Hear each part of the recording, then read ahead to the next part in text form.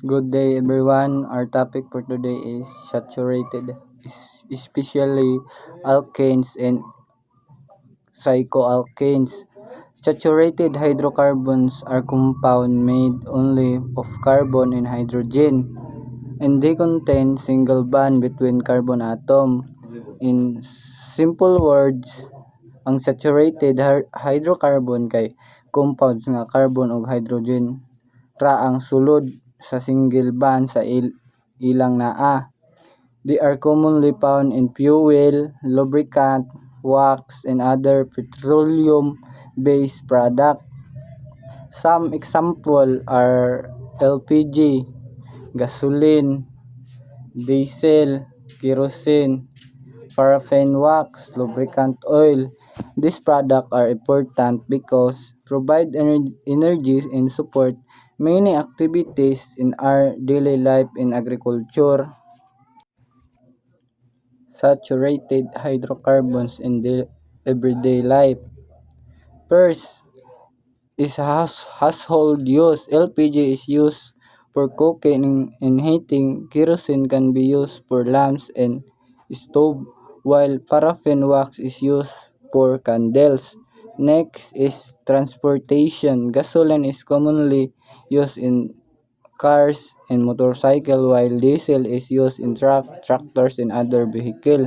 For agriculture, these fuel are very important because power farm machinery and water pumps, lubricating oil also help maintain engine and equipment. So, ang saturated hydrocarbon are useful because they provide energy and materials that we use every day. Now, let's talk about three more examples of saturated hydrocarbon products. Ang una, kerosene, paraffin wax, and lubricating oil. First is kerosene. It is a petroleum divided hydrocarbon mixture used as fuel for lamp, stove, and some heating equipment. Pero kinahanglan ni siya gamiton carefully because it flammable.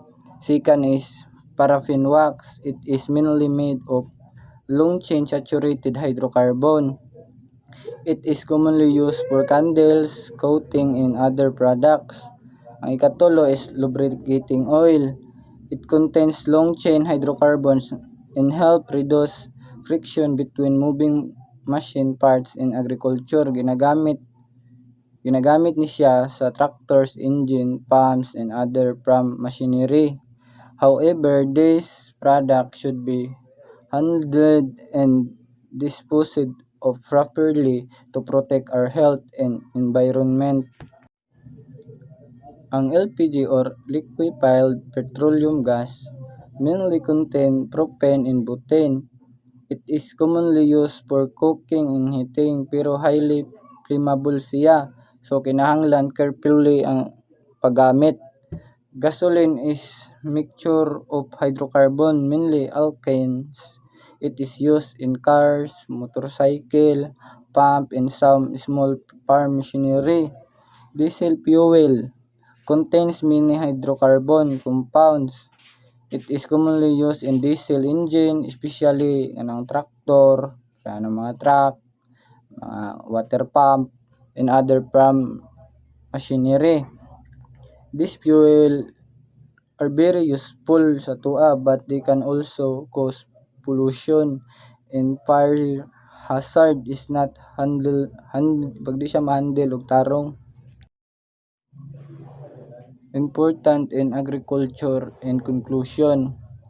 Lastly, let's talk about the importance of saturated hydrocarbons in agriculture. First, provide fuel for farm machinery such as tractor and other equipment.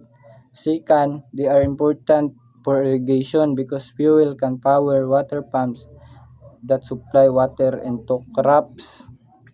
Third, they help transportation, especially in transporting farm inputs and harvested products. And fourth, lubricating oil helps protect and mainly agricultural machinery. To conclude, saturated hydrocarbons are important because they provide energy, transportation, and machine maintenance needed in modern agriculture.